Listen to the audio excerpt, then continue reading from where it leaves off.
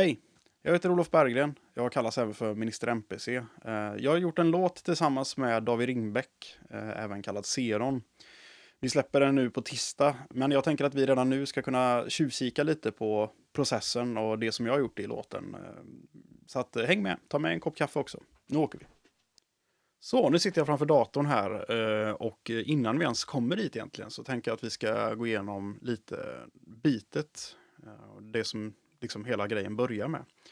Jag jobbar med en S2400, en Ayla Instruments-produkt. De ska försöka härma en EMU SP1200, klassisk 12-bitars sampler som många hiphop-produktioner gjorts på. Den här är en nybyggesgrej som det ska jag försöka efterlikna så mycket som möjligt helt enkelt, men till kanske en 10-del av priset. Och men det är helt okej. Så jag tänkte att häng med så visar jag lite grann hur bitet låter på maskinen.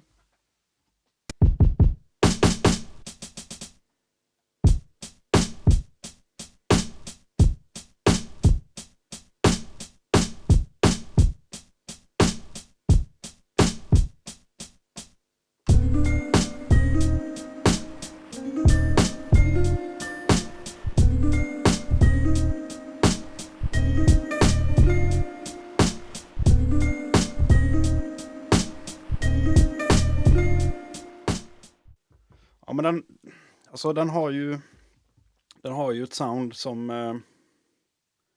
det låter lite grusigt kan man nästan kalla det. I hiphop-världen så säger man att den har ett stardust. Ja, i själva verket är det ju en slags bieffekt utav att man samplar in oerhört låg upplösning. Fisher-Price leksak kan man nästan säga att den låter lite grann som. Det är ju tur att den låter lite bättre i alla fall. Lite bättre byggkvalitet. I alla fall, bitet, det kommer 8 separata utgångar från den in i datorn. Så att man allokerar då baskagge kanal 1, virvel kanal 2 och så vidare. Så att det ser ut så här sen när man kollar i själva projektet. Vi har uppe Pro Tools-projektet där jag nu har dratt in all musik. Jag stänger av röstspåren så länge och så kan vi ju se då att här är ju de kanalerna som vi har spelat in så att säga. Härifrån kommer röstkanalerna kan man säga. Röstkanalerna kommer ju här då. Brukar göra dem röda, men här har jag latat mig. Ljud- och musikkanaler brukar jag hålla till blåa. Det är viktigt att organisera sig. Tydligt nu att jag inte har gjort det här. Effektkanaler brukar jag hålla till rosa. Och det är precis vad dessa är. Så. Jag kanske ska börja lite baklänges så att ni förstår vad det är som händer med ljudet. För om jag börjar prata vad som händer i början här så är det på grund av att det händer grejer i slutet.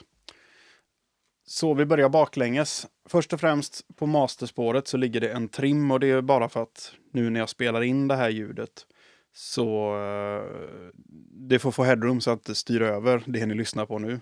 Så den har jag inte med när jag mixar ner helt enkelt. Här har vi en slate limiter. Det är en peak stop limiter så den klipper ljudet. Det har en del av soundet i sig. Så att när den kör hårt, när jag pressar denna till limitering då knäcker det i ljudet. Lite grann som när man styrde över analog till digital omvandlare. Vilket jag har gjort väldigt mycket när man har spelat in, för man får ett sound av det. Det är ju samma som jag gör med min sampler. Jag spelar in för hårt. Det klipper, det pikar rött. Då kommer ett sound av det. Det låter lite hårdare. Så det är vad denna gör. Jag tror inte jag kan stänga av och på denna när vi lyssnar för att ljudvolymen blir så hoppar upp och blir superstark. Men det är vad som händer med den. NLS Buss däremot, den skulle vi faktiskt kunna lyssna på. Den härmar ju då, vad ska man säga? Den härmar ett mixbussystem, en mixbuss linjeförstärkare från ett gammalt mixerbord. I detta fallet ett NIV-bord. Den här kan vi lyssna för och efter då. Vi lyssnar före. Här ser ni också att den slår ju i det röda området. Inte över, men nästan.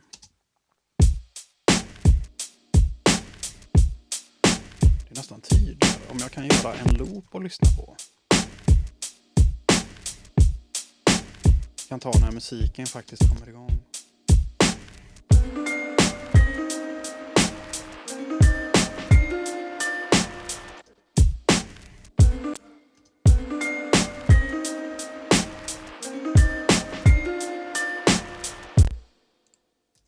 Så, nu har vi en fin loop. Ursäkta att det tar lite tid. Det blir ju så här när man höftar. Det är viktigt att visa att man är människa.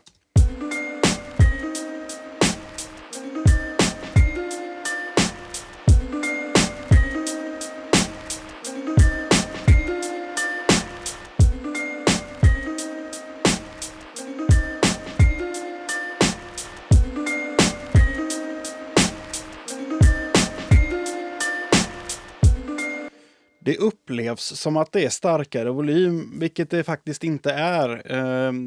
Det blir lite tjockare ljud. Baskaggen spricker upp lite grann, blommar lite grann.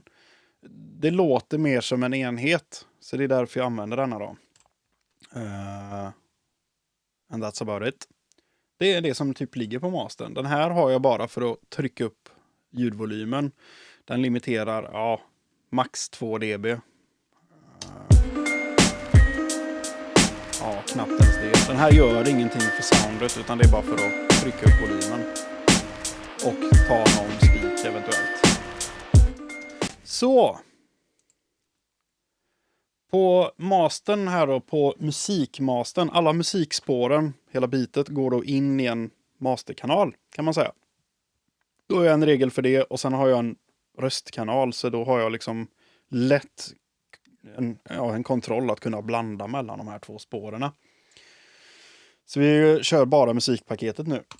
Det ligger en inflator, heter denna. Det är ju lite samma tänk som Slate-limiten. Den har ju ett annat sound, men den gör lite liknande grej. Så att jag slänger av och på denna.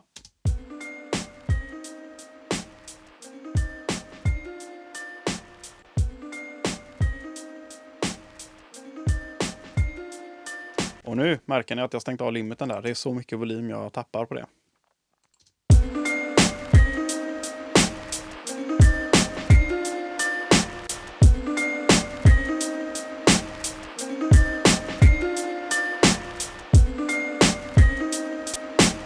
Den här blir lite så himla dålig på att beskriva ord för er som kanske inte riktigt hänger med på vad som händer. Men jag tycker det låter lite kudde om den. Förstår ni? Den blir liksom lite mjuk, lite puffig i ljudet. Bra. Innan den så har jag detta Slate-system. Kolla, Mixbus. Nu kör vi den igen, fast med en annan plugg. För den har ett annat sound. Men samma tänk, helt klart. Vi lyssnar utan.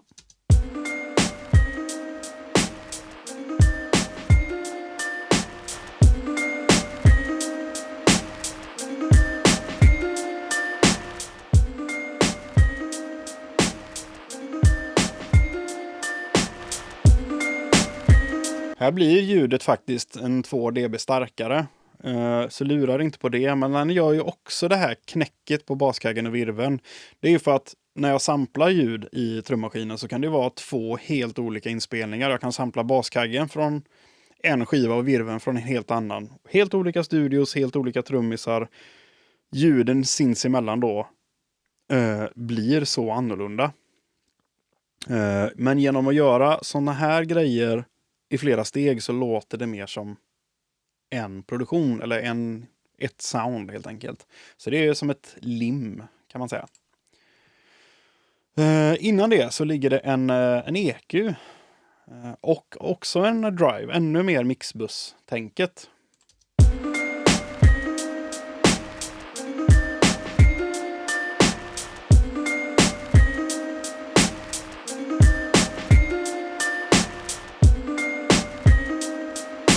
Det lättar liksom upp ljudbilden, det blir lite luftigare, inte så instängt. Och instängt det är inte dåligt. Det låter mer hårt och lite smutsigare utan den här. Men för att det ska stå sig med annan musik och speciellt sånt som Seron då har jobbat med innan, då vill jag att det ska matcha mer de produktionerna. Och då behöver jag ha den här pluggen på. Annars kanske jag inte hade valt att använda den. Innan den så ligger en mixbuskompressor. Den ska ju härma en VCA typ SSL-busskompressor. Gamla stora SSL-bord. Då låg det en inbyggd kompressor på mastern man kunde använda. Det ska denna härma då.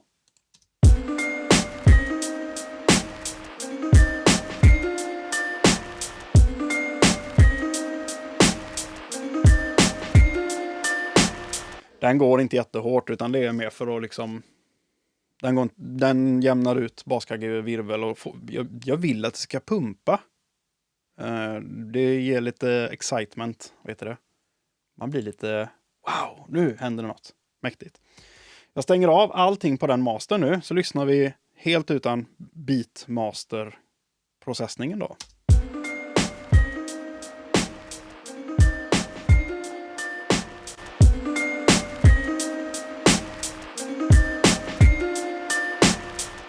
Återigen, nu är det ju det här att volymskillnaderna, eller upplevda volymskillnaden gör ju att det låter väldigt annorlunda. Men de facto så är det inte så stor skillnad som det låter som och det är därför jag använder det. För jag vill skapa någonting som inte finns där och skapa enhet. All right. Trummorna ser jag. De går ju faktiskt in i en egen processning innan och det är samma som ligger på musikpaketet. Det är bara för att jag vill ha mer av det pumpet kan man säga.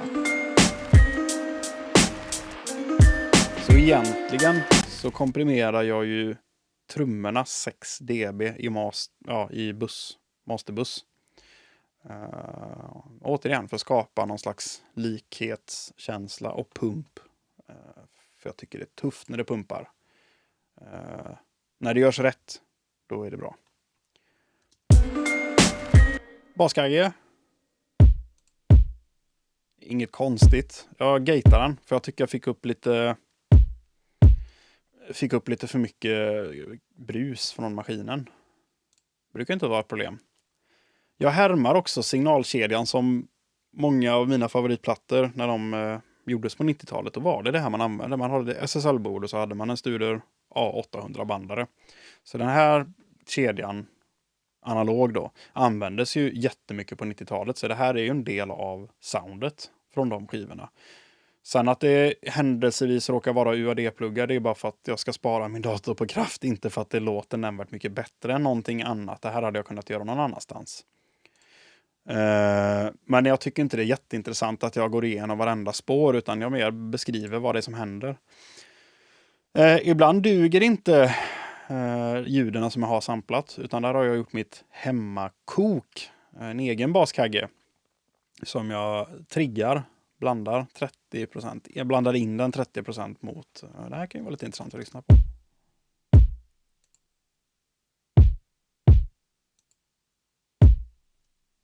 Jag tycker den slappnar av och liksom blir lite tyngre. Så det är därför jag har den. Skurit de värsta liksom subfrekvenserna. Jag menar vi behöver inte ha någonting där under för att jag tycker att det är knuff ändå. Virveln är lite samma processning.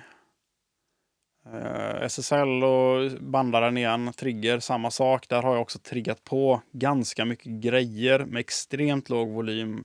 Så att blanda in 20% av någonting annat. Framförallt var det för jag ville bli av med ett biljud jag hade i originalsamplingen.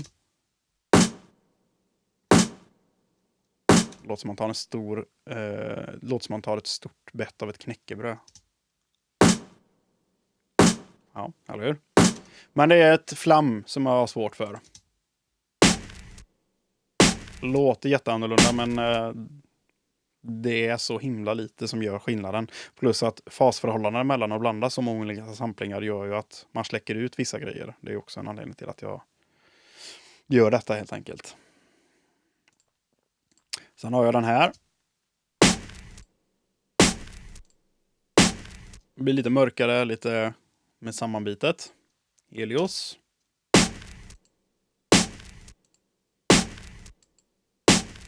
Det blir lite mer attack upplever jag. Lite mjukare och mjukare botten och mer attack. Sen komprimerar vi lite.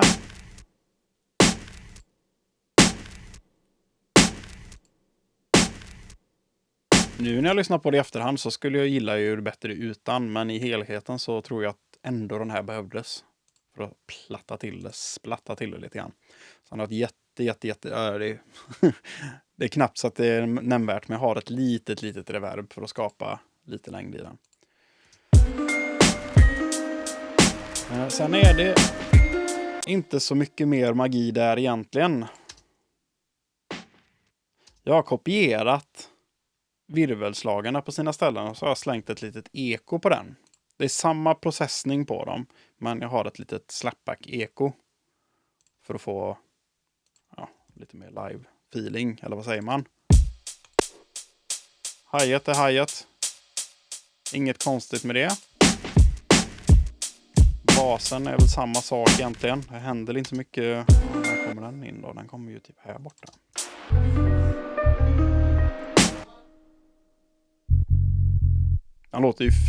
Den låter för jävligt, men i helheten funkar det.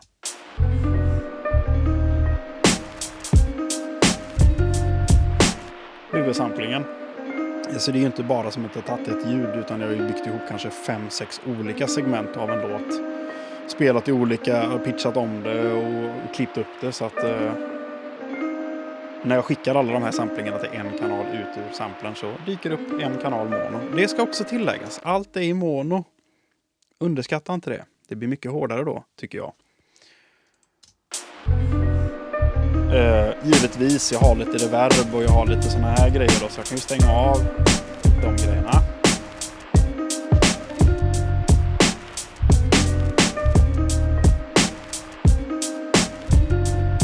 Skapa lite djup i det hela. Marginellt, men likväl finns det lite djup där. Djupdyker vi lite grann i Davids rappande, tänker jag. David, även kallad Seron. Där har vi på hans master. Jag skickar ju alla hans röstspår in i det här. Precis som med musiken då, så har jag ett eget röstprocessningssteg. Där skär jag bara bas. För att bli av med det. Lite lätt kompression så att när det kommer liksom 4 dubbar samtidigt så backar det lite volymen så att jag inte liksom får 4 dB som ska liksom in i mastern, utan han håller ihop det. Lite spittigt, alltså lite för mycket S-ljud. Så då har jag tagit bort dem med en deser. Och sen har vi denna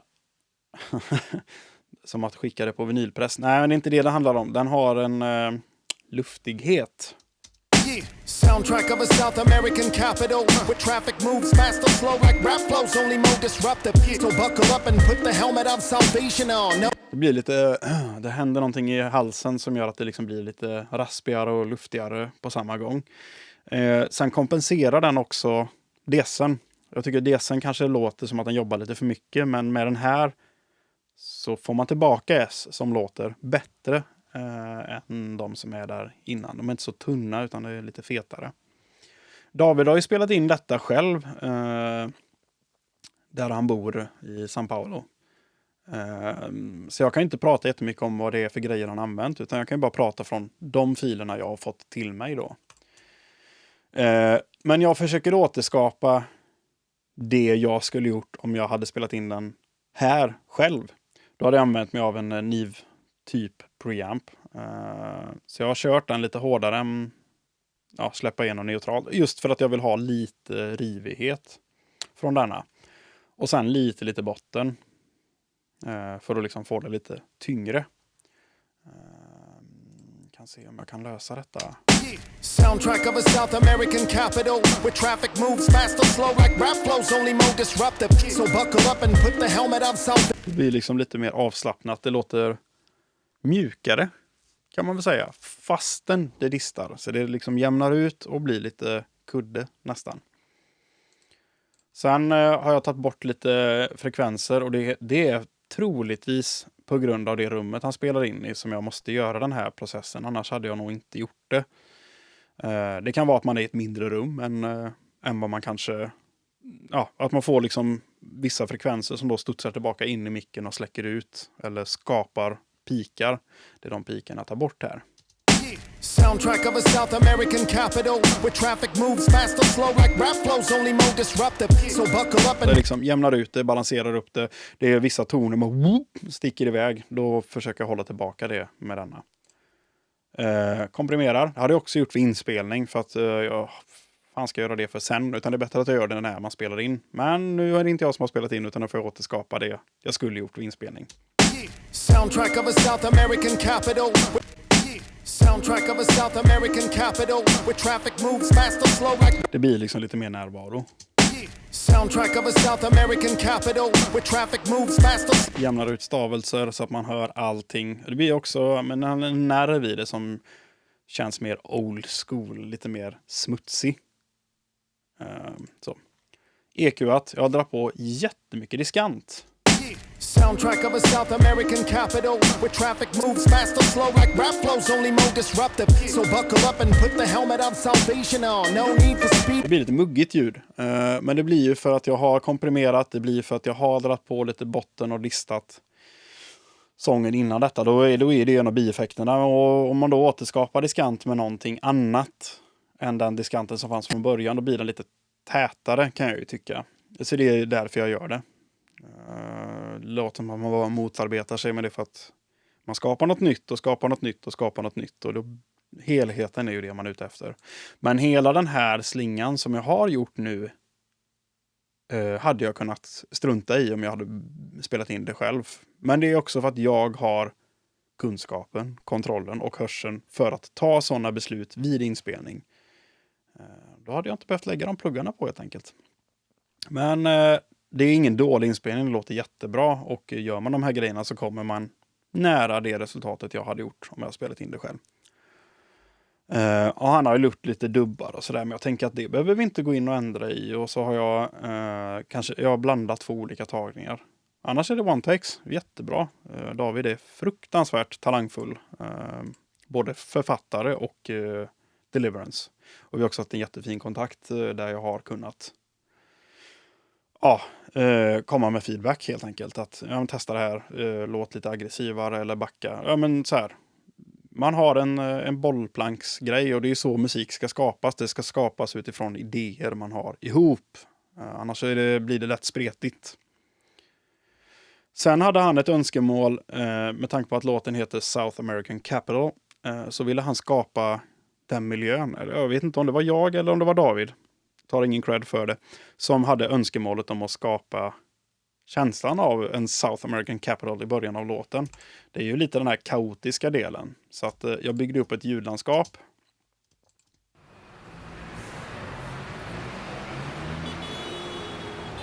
Med motorcyklar, trafik och folk som rör sig. Jag tycker också att det låter lite som introt till Dr. Bombays Calcutta. Den är ju inte så PK nu, men det är dit mitt huvud först drogs. Så jag drar lite på smilbanden när jag hör introt på den här låten. Min sak att ha. Sen så har jag säkert sabbat den här låten för er nu när jag har sagt detta. Men likväl, det säljer liksom effekten.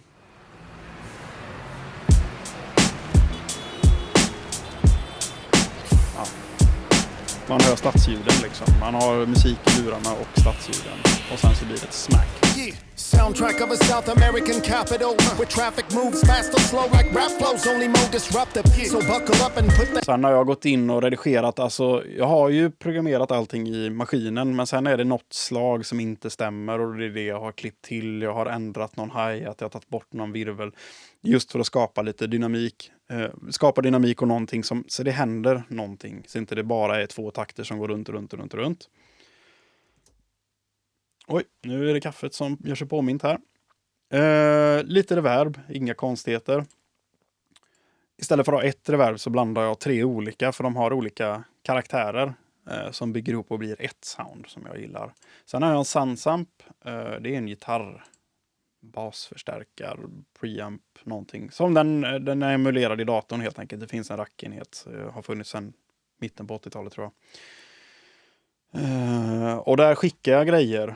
Återigen för att skapa enhetlighet. För att skapa någonting som sätter ihop ljuden till ett och samma. Jag har också en överdoskanal. en attitydkanal, kan man säga. Undrar om jag kan höra den bara. Yeah, soundtrack of a South American capital where traffic moves fast or slow like rap flows, only more disruptive. Så jag har skickat alla röster dit. Och så har jag styrt över den här pluggen. Den är i bott. Yeah, soundtrack of a South American capital yeah, soundtrack of a South American capital where traffic moves fast.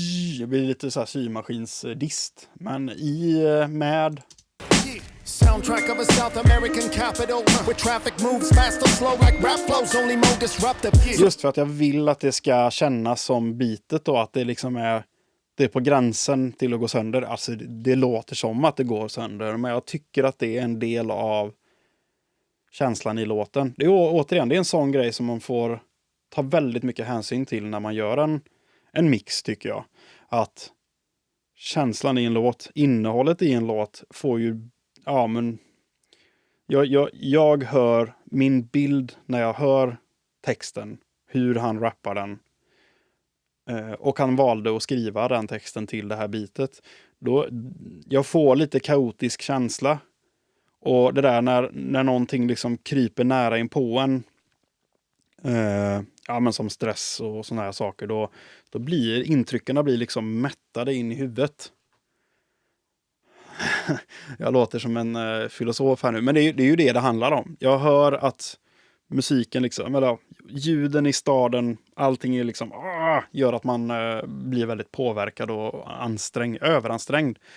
Och då återskapar jag den ljudbilden, så jag hjälper den som lyssnar att sättas i den känslan.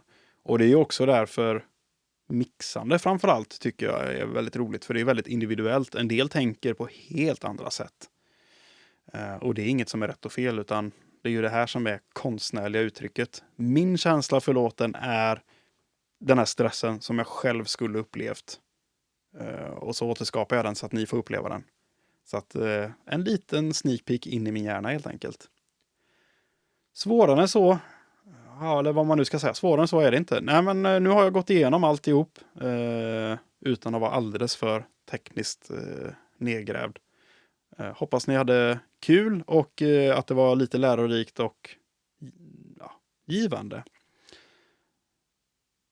Jag har inget mer att tillägga nu, utan jag tänker att vi rundar av och så tackar jag för att du har tittat. Och nu säger telefonen att det var dags att göra någonting annat. Så nu tackar jag hej då. Soundtrack of a South American capital where traffic moves fast or slow like rap flows, only more disruptive. So buckle up and put the helmet of salvation on. No need for speed bumps. Holes in the road got cars pulling their wheels up as heels touch down on city streets where people either order pizza or eat crumbs. These drums in my ears repeat like beats until I sleep numb. But please wake me up if Jesus comes. Riding down the Avenida while I'm trying to be a diesel, staying sane in these Adidas.